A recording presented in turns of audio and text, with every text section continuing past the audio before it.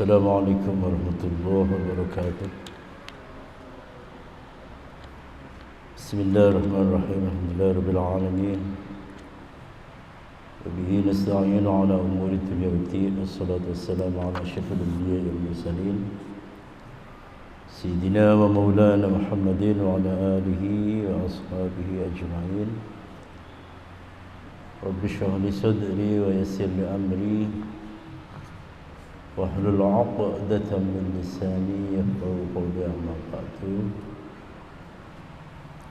Hadirin jemaah kajian tafsir tematik Masjid Agung Jawa Tengah yang dimuliakan oleh Allah, baik yang ada di aula utama Masjid Agung Jawa Tengah, para pendengar setia Radio Dais, MAJT-TV dimanapun Anda berada. Dalam kesempatan yang berbahagia ini, kita akan mengangkat tema, yaitu negeri-negeri di dalam Al-Quran, khususnya adalah negeri Babilonia. Apa itu negeri Babilonia? Negeri Babilonia, kalau sekarang dia itu masuk dalam wilayah negara Irak, yaitu salah satu provinsi di negara Irak yang disebut dengan Babil. Jadi Irak itu ada provinsi Baghdad, ada provinsi Babil, ada provinsi Najd, ada provinsi Karbala. Nah, di antaranya adalah provinsi yang disebut dengan Babil. Babilonia ini bisa dibagi dalam beberapa entitas atau wujud. Babilonia sebelum Al-Quran turun, Babilonia ketika Al-Quran turun, dan Babilonia pada zaman sekarang. Nah, Babilonia sebelum Al-Quran turun, dia adalah termasuk negara yang tua, dalam artian dia sudah ada sebelum Masehi atau sebelum Nabi Isa lahir. Para sejarawan mengatakan ya kira-kira 13 abad sebelum Masehi itulah negara Babilonia itu muncul atau ada. Pada mulanya negara Babilonia itu adalah sebuah negara yang kecil, kemudian menjadi besar. Besarnya itu dari Teluk Arab Al-Khalij, yaitu dari Kuwait gitu ya, kemudian sampai ke Dajlah, yaitu Irak. Kemudian pada zaman Hammurabi, itu menjadi puncak kejayaan dari negara Babilonia, yang wilayahnya itu yang menyangkut Irak, Kuwait, dan negara-negara sekitar kalau kita melihat dari sekarang. Nah, ketika Al-Quran turun, negara Babilonia atau dalam bahasa Arab disebut dengan Babil, ya, disebut dengan Babil, itu adalah bagian dari negara Irak. Ada yang mengatakan seperti Ibnu Mas'ud mengatakan bahwa Babil itu bagian dari Kufah. Kufah itu pada masa Sayyidina Ali radhiyallahu anhu karramallahu wajhah, itu adalah menjadi ibu kota negara Islam. Jadi Babil itu wilayah dari Kufah. Tapi ada yang mengatakan bahwa Babil itu terpisah dari Kufah. Jadi dia itu provinsi tersendiri dari Kufah. Nah, pada zaman sekarang atau setelah Al-Quran turun, sebagaimana saya sampaikan tadi, bahwa Babil atau Babilonia zaman dahulu dia adalah termasuk salah satu provinsi di negara Irak. Data yang bisa kita ambil dari riwayat-riwayat tentang Babil, di situ dikatakan bahwa Babil adalah kota yang terkutuk. Jadi ada kisah suatu hari Sayyidina Ali bersama rombongan itu melakukan perjalanan dan ketika sudah masuk waktu asar itu sang muadzin itu bergegas hendak mengumandangkan azan sebagai tanda bahwa rombongan itu supaya melaksanakan sholat. Tapi apa kata dari Sayyidina Ali? Sayyidina Ali mengatakan Rasulullah SAW bersabda bahwa kita dilarang untuk sholat di kuburan. Kita juga dilarang untuk sholat di Babil. Karena apa? Innaha mal'unatun.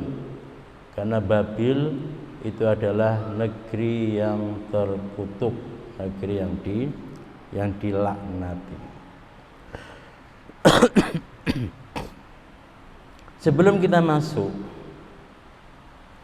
pada apa yang dikatakan oleh Al-Quran tentang negara Babil, negara Babilonia,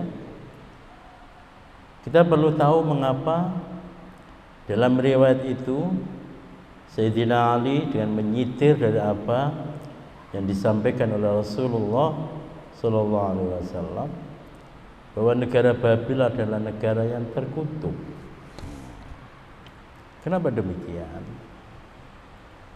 Karena dalam sejarahnya pada masa lalu Nabiullah Ibrahim alaihissalam, kemudian Nabi Lut alaihissalam itu tinggal pada masa kehidupan beliau itu tinggal di Babil, di Babilonia itu. Tinggal di Babilonia bersama juga dengan Siti Sarah. Jadi Siti Sarah itu ada yang mengatakan bahwa Siti Sarah itu adalah sepupu dari Nabi Ibrahim alaihissalam. Jadi ketika tokoh itu lahir, tumbuh dan berkembang di Babilonia. Negara Babilonia atau wilayah Babilonia yang kemudian ditaklukkan oleh Raja Namrud,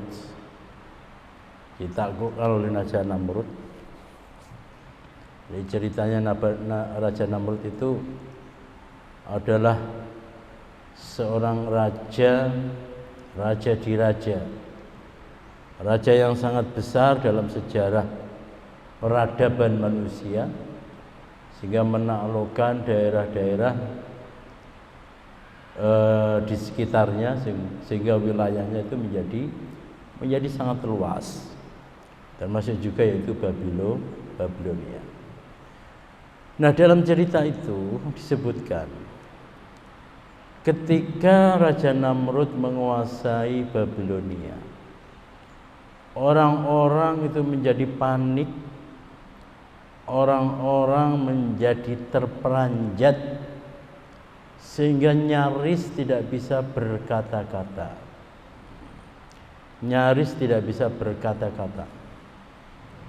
Lidah mereka menjadi keluh, lidah mereka menjadi kaku, ora iso ngomong. Nah, lidah yang keluh itu kalau dalam bahasa Arab adalah balbala yubalbilu atau tabalbala yatabalbalu. Di sinilah kemudian menjadi alasan mengapa kota tersebut dinamakan dengan Babil. Nah, para ulama atau para sejarawan mengatakan bahwa Babil dinamakan dengan Babil itu adalah litabalbuli al-sinatin nas. Jadi lidah mereka itu, lidah orang-orang pada saat itu menjadi keluh, menjadi kaku, tidak bisa berkata-kata, tidak bisa berucap karena diserang oleh Raja Namrud tersebut. Dan oleh karena itu Babil, negara itu disebut dengan Babil. Versi yang kedua mengatakan ini sebagaimana tersebut dalam perjanjian baru ya, perjanjian lama atau dalam Bible. Kenapa disebut dengan Babil? Disebut dengan Babil itu sebetulnya adalah singkatan dari Babillah, yang artinya adalah pintu Allah. Babillah atau Babil, bil. Bab itu adalah pintu, il itu adalah Allah. Jadi Jabrail, Jabr itu hamba, il itu adalah Allah. Itu bahasa-bahasa Suryani ya. Nah, ini tentang penamaan Babilonia atau Babil disebut dengan Babil. Nah, kalau kita menelusuri sejarah pada masa lalu,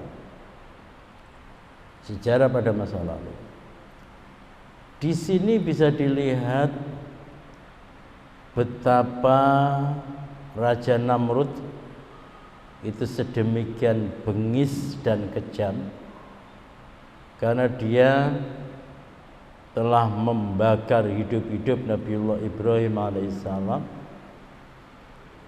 dengan kayu bakar yang menggunung tinggi. Meskipun pada akhirnya Allah Subhanahu wa taala menyelamatkan Nabiullah Ibrahim alaihissalam, beliau tidak tergores sedikit pun dari jilatan api yang sangat panas. Bahkan beliau merasakan dingin, merasakan damai di dalam kubangan api yang sangat besar. Inilah mulanya di mana kota Babil itu menjadi kota yang terkutuk. Apalagi kemudian ketika dikuasai atau dipimpin oleh Hammurabi. Kita juga mengenal bahwa Hammurabi itu adalah seorang kaisar yang sangat kejam dan seterusnya dan seterusnya. Nah, tahapan berikutnya itu adalah bagaimana Al-Quran berbicara tentang Babilonia ini. Tapi sebelum kita masuk pada bagaimana Al-Quran berbicara tentang Babilonia,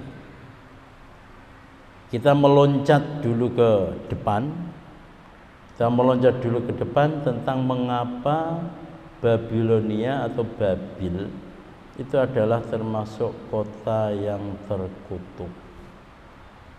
Nah, sebagaimana saya sampaikan tadi, bahwa Babil itu adalah termasuk salah satu wilayah di negara Irak.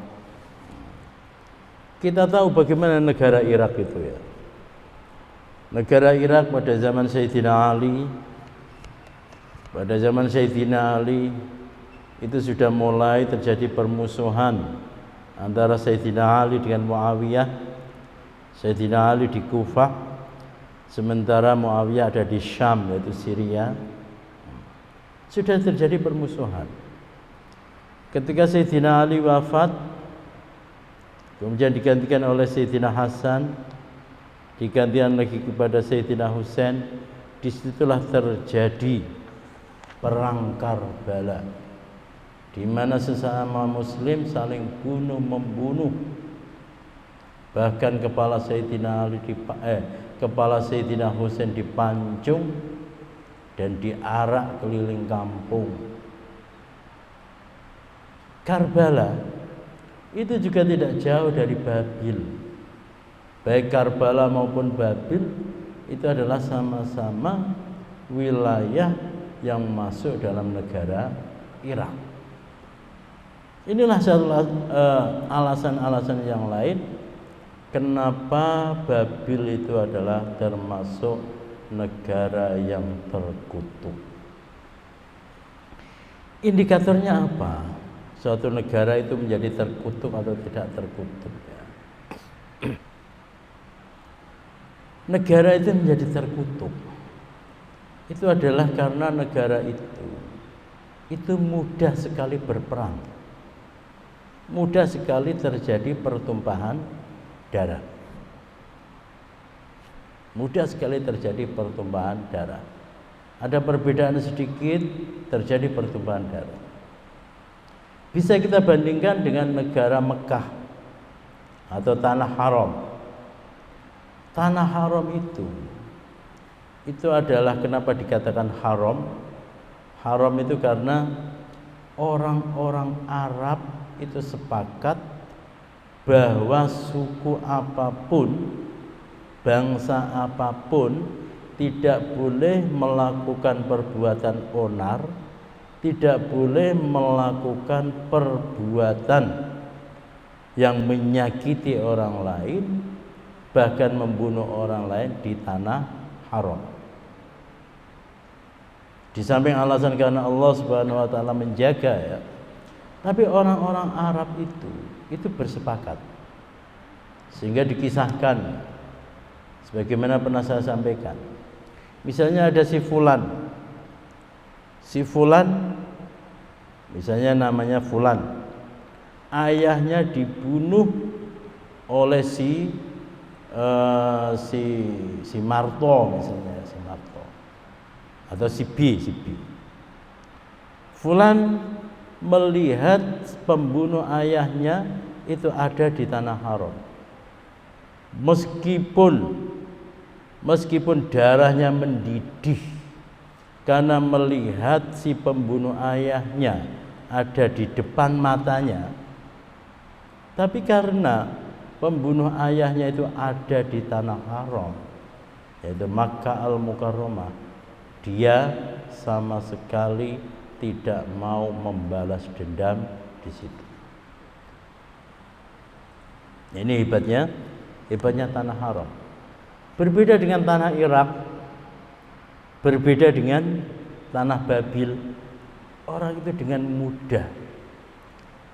dengan mudah membunuh orang lain, dengan mudah menyakiti orang lain.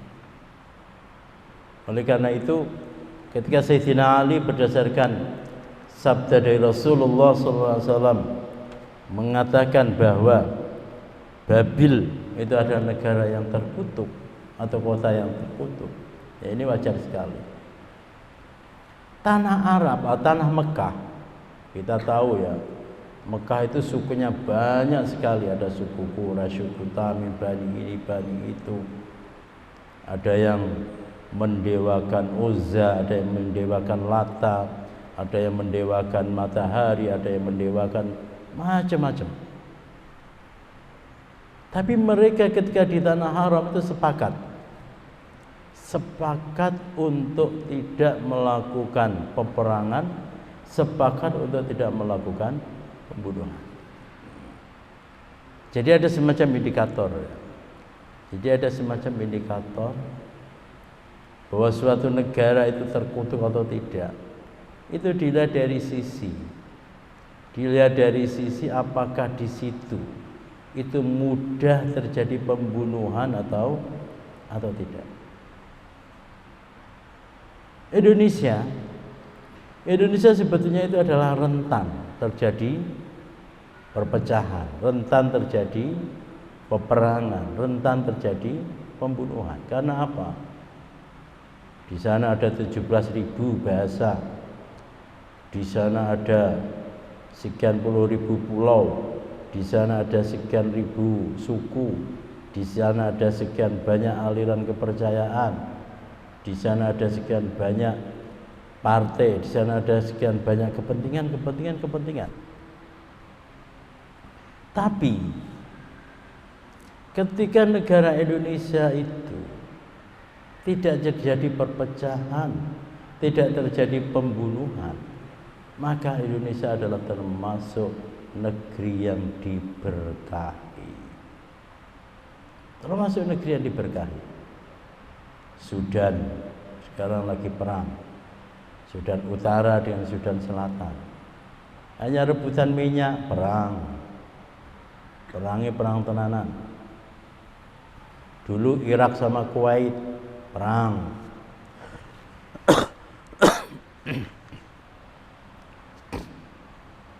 Irak sama Iran, perang Teluk selama 8 tahun, perang. Perangnya perang tenanan. Bukan hanya sekedar separatis, gerombolan-gerombolan seperti gerombolan Papua atau GAM. Kalau kita itu maksimal itu hanya gerombolan-gerombolan. Jadi yang menurut kita sepakati itu bukan peperangan tapi kerusuhan.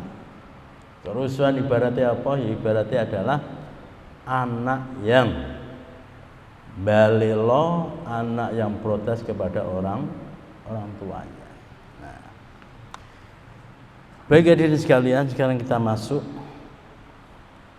tentang bagaimana Al-Quran berbicara tentang Babil atau Babilonia.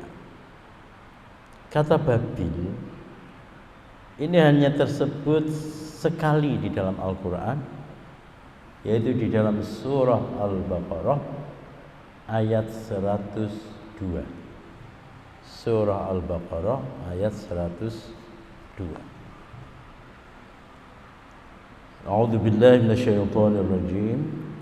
واتبعوا ما تتلو الشياطين على ملك سليمان وما كفر سليمان ولكن الشياطين كفروا يعلمون الناس السحر وما أنزل على الملكين ببابل هاروت وماروت وما يعلمان من أحد حتى يقولا إنما نحن فتنة فلا تكفر فيتعلمون منهما ما يفرقون به بين المرء وزوجه وما هم بضارين به من أحد إلا بإذن الله ويتعلمون ما يضرهم ولا ينفعهم ولقد علموا لمن اشتراه ما له في الآخرة من خلاق ولبئس ما شروا به أنفسهم لو كانوا يعلمون. Dan mereka, orang-orang Yahudi, Nasrani dan orang-orang musyrik, mengikuti apa yang dibaca oleh syaitan-syaitan pada masa kerajaan Sulaiman. Dan mereka mengatakan bahwa Sulaiman itu mengerjakan sihir. Padahal Sulaiman tidak kafir, yakni tidak mengerjakan sihir. Hanya syaitan-syaitanlah yang kafir mengerjakan sihir. Mereka mengajarkan sihir kepada manusia. Dan apa yang diturunkan kepada dua orang malaikat di negeri Babil, yaitu Harut dan Marut, sedang keduanya tidak mengajarkan sesuatu kepada seorang pun sebelum mengatakan, sesungguhnya kami hanya cobaan bagimu, sebab itu janganlah kamu kafir. Maka mereka mempelajari dari kedua malaikat itu apa ya dengan sihir itu mereka dapat menceraikan antara seorang suami dengan istrinya. Dan mereka itu ahli sihir, tidak memberi mudarat dengan sihirnya kepada seorang pun kecuali dengan izin Allah.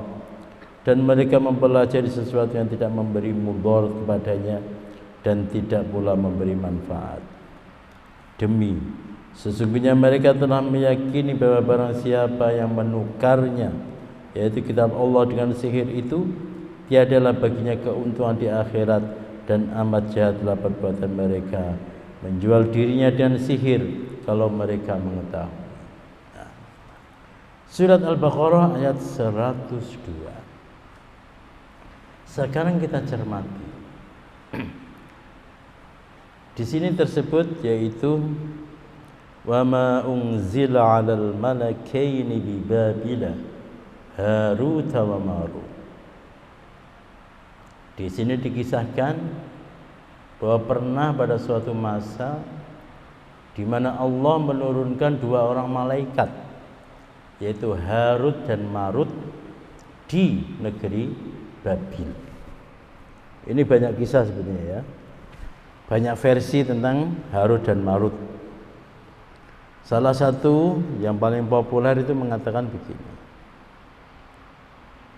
bahwa malaikat itu protes, ya Allah, kenapa yang tinggal di bumi, di planet bumi, planet yang paling subur di seluruh jagat raya, planet yang paling makmur di seluruh jagat raya. Ya, planet itu kan jutaan ya. Ada Mars, ada Jupiter, ada matahari dan sebagainya dan sebagainya. Semuanya itu gersang, semuanya itu panas, semuanya itu tandus. Hanya satu planet yang subur yaitu bumi. Kenapa? Yang tinggal di bumi itu kok manusia? Kenapa bukan kami ya Allah? Makhluk-makhlukmu yang sangat taat kepadamu. Akhirnya apa? Akhirnya menurut cerita itu Allah kemudian mengutus Harut dan Marut. Harut, oke. Sekarang kita buktikan, benarkah kamu masih tetap dalam ketaatan ketika aku turunkan ke bumi? Maka diturunkanlah yaitu Harut dan Marut. Harut dan Marut diturunkan ke bumi, kemudian diberi karakter-karakter manusia. Ketika dua orang malaikat itu diberi karakter-karakter manusia, itu ternyata apa? Ternyata ketaatan mereka itu menjadi luntur. Ketaatan mereka menjadi luntur. Jadi dengan kata lain, malaikat itu bisa taat kepada Allah Subhanahu wa taala karena dia itu tidak diberi nafsu oleh Allah Subhanahu wa taala. Ya wajar. Malaikat kok taat kepada Allah ya wajar. Karena dia ini enggak duwe nafsu. Coba kalau dia punya nafsu, apakah malaikat itu masih tetap taat kepada Allah? Yang hebat itu adalah manusia. Dia diberi nafsu oleh Allah Subhanahu wa taala. Dia diberi fujur, yaitu potensi untuk melakukan perbuatan buruk. Maksudnya bagaimana? Manusia itu setiap ingin melakukan perbuatan baik, itu selalu ada yang menghalang-halangi, yaitu potensi fujur. Kok dia itu bisa mengalahkan fujur itu? Berarti manusia bisa melakukan ketaatan. Itu adalah Masya Allah suatu prestasi yang sangat indah. Nah. Itu salah satu versi ya dari kisah Harut dan Marut. Tapi kalau kita lihat di dalam ayat ini sebetulnya Harut dan Marut itu diutus oleh Allah Subhanahu wa taala, itu adalah dalam rangka untuk memberikan ujian. Jadi perlu saya sampaikan ya, dan mungkin kita semua sudah tahu ya, bahwa Allah Subhanahu wa taala itu sangat sering menurunkan malaikat ke bumi. Makanya kalau kita pas sholat Jumatan gitu ya, itu bisa jadi ada salah satu dari jamaah itu adalah bangsa malaikat. Bisa jadi kita kumpul ada sholawatan Habib Syekh misalnya. Bisa jadi salah satu dari mereka itu adalah bangsa malaikat. Meskipun bisa jadi juga salah satu dari mereka adalah bangsa jin. Nabi Ibrahim pernah mendapatkan tamu dari bangsa malaikat. Nabi Musa sering berjalan-jalan dengan malaikat. Nabi Lot juga sering berjalan-jalan dengan malaikat. Nabi Idris. Jadi malaikat diturunkan ke bumi. Demikian juga Nabi Muhammad SAW. Pernah suatu ketika beliau bersama dengan para sahabatnya, datanglah seorang pemuda yang berpakaian sangat putih, sorbannya putih, kopiahnya putih, bajunya putih, jubahnya juga putih. Terjadi tanya jawab tentang mal iman, wa mal islam, wa mal ihsan. Malaikat. Artinya apa? Artinya kalau Harut dan Marut itu diturunkan oleh Allah Subhanahu wa taala, itu bukan suatu hal yang mengherankan, bukan suatu hal yang aneh. Sudah biasa Allah itu menurunkan malaikat itu ke bumi dalam bentuk sebagai manusia. Nah, kemudian yang perlu kita perhatikan dengan fokus di sini ya, negeri Babil. Negeri Babil disebut dalam Al-Quran itu dalam konteks satu. Dalam konteks dia adalah negeri di mana Harut dan Marut diturunkan. Yang kedua, Babil itu tersebut di dalam surah Al-Baqarah ayat 102 itu dalam konteks apa? Yaitu dalam konteks persihiran. Sihir, dunia sihir. Jadi sebelum Al-Quran turun, orang-orang Yahudi, orang-orang Nasrani, orang-orang musyrik itu tidak menganggap Nabi Sulaiman itu sebagai nabi. Mereka itu tidak menganggap bahwa Nabi Sulaiman itu adalah sebagai nabi. Dan sampai sekarang ya, orang-orang barat itu menyebutnya adalah King Solomon. King Solomon, Raja Sulaiman.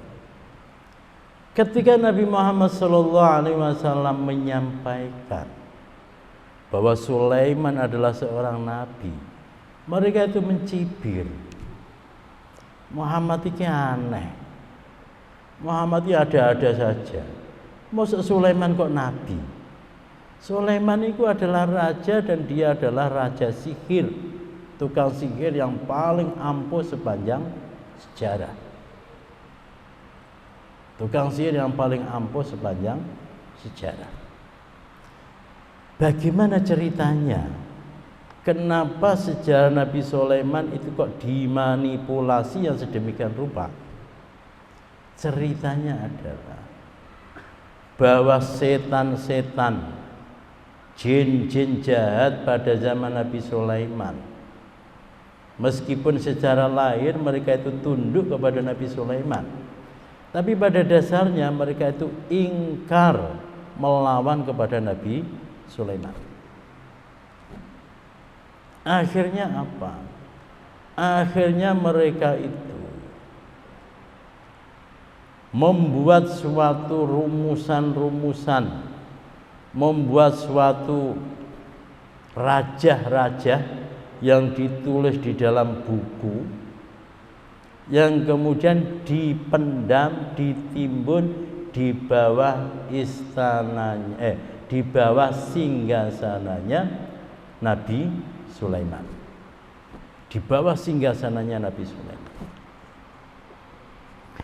Dan ketika Nabi Sulaiman wafat, itu jin-jin jahat, setan-setan itu kemudian memprovokasi manusia dengan mengatakan, hei manusia, kalian tahu nggak kenapa Sulaiman kok sedemikian sakti, sedemikian hebat, mempunyai keajaiban yang sangat banyak?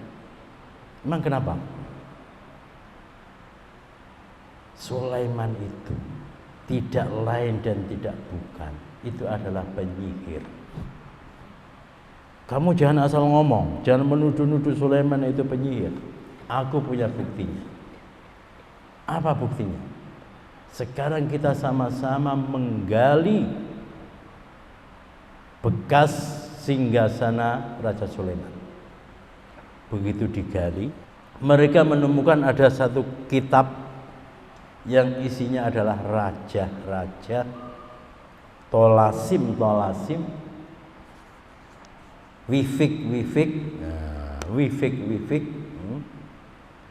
yang oleh setan itu diaku bahwa ini adalah tulisan dari Nabi, tulisan dari Raja Sulaiman. Coba lihat, kitab ini itu adalah kitabnya Sulaiman, yang dengan kitab ini dia itu bisa mengeluarkan mukjizat-mukjizat, mengeluarkan keajaiban. Dan itu berlangsung selama ratusan tahun, sampai pada zaman Nabi Muhammad sallallahu alaihi wasallam mereka itu masih percaya bahwa Sulaiman itu adalah raja sihir. Raja sihir. Nah, kemudian datanglah Al-Quran, yang kemudian Al-Quran meluruskan kesalahpahaman yang terjadi pada masyarakat pada saat itu. Nah, demikian juga setan-setan dalam rangka memprovokasi manusia supaya mau belajar sihir. Itu satu, bahwa sihir itu adalah ajarannya Sulaiman. Buktinya apa? Kitab ini. Yang kedua, sihir itu adalah ajarannya malaikat Harut dan Marut. Setan mengatakan, dulu Harut dan Marut diturunkan oleh Allah untuk mengajarkan sihir kepada manusia. Menurunkan sihir kepada manusia. Dan ini yang dilakukan oleh setan. Tapi meskipun demikian, meskipun sudah diluruskan oleh Al-Quran bahwa Nabi Sulaiman itu bukan penyihir, Harut dan Marut itu juga bukan penyihir, tapi negara Babilonia itu sudah kadung mendapatkan apes sebagai negara yang terkutuk. Ya apa salahnya Babilonia? Kaya delalai ajarane malaikat Harut dan Marut itu diselewengkan oleh orang-orang kafir, diselewengkan oleh para setan, sehingga ajarannya Harut dan Marut itu direkadaya, diubah-ubah menjadi simbol-simbol sihir. Al-Quran pun, Al-Quran itu di tangan penyihir itu bisa direko-reko, sehingga menjadi apa iku jenenge, menjadi alat untuk mensihir. Misalnya surat Yasin, sing sapa wae maca surat Yasin dengan cara begini dikirimkan kepada seseorang, maka seseorang itu akan menjadi mati. Bisa menjadi alat sihir. Kemudian siapa yang maca qul a'udzu birabbin nas malikin nas ilahin nas min syarril waswasil khannas alladzi yuwaswisu fi sudurin nas minal jinnati waras, bukan wanas ya. Bisa untuk menyembuhkan. Jadi permasalahannya itu, jadi harus bisa dibedakan ya. Kalau Raja Sulaiman, Nabi Sulaiman itu memang pure, beliau adalah seorang nabi. Beliau adalah seorang nabi. Ajaran-ajarannya kemudian diselewengkan oleh setan-setan, yaitu menjadi simbol-simbol dan kaidah-kaidah sihir. Harut dan Marut itu ajaran-ajarannya itu sebenarnya lurus, tapi kemudian diselewengkan oleh setan, oleh iblis, itu menjadi simbol-simbol dan kaidah-kaidah sihir. Al-Quran pun, Al-Quran itu di tangan setan, di tangan iblis, itu bisa direkayasa menjadi simbol-simbol dan kaidah-kaidah sihir. Saya itu pernah baca itu ya, ada saudara, dia itu berobat kepada kiai, kiainya kayaknya kiai dukun, kiainya kiai dukun. Saudara saya diberi satu carik kertas yang di situ ada tulisan Arab.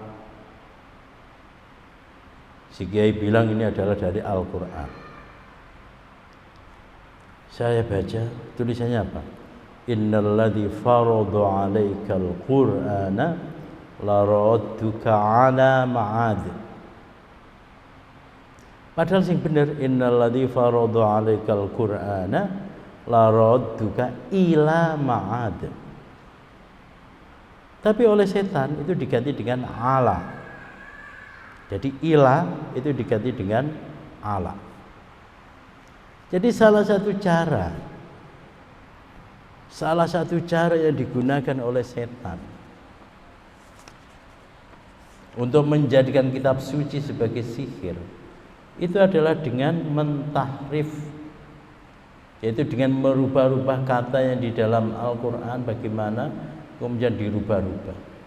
Ini sama persis seperti yang dilakukan oleh setan-setan pada masa Nabi Sulaiman, juga pada masa malaikat Harut dan Marut. Jadi ada benang merahnya ya, ada benang merah. Nah, di sini jadi kesimpulannya adalah kenapa negara Babilonia itu menjadi negara yang terkutuk?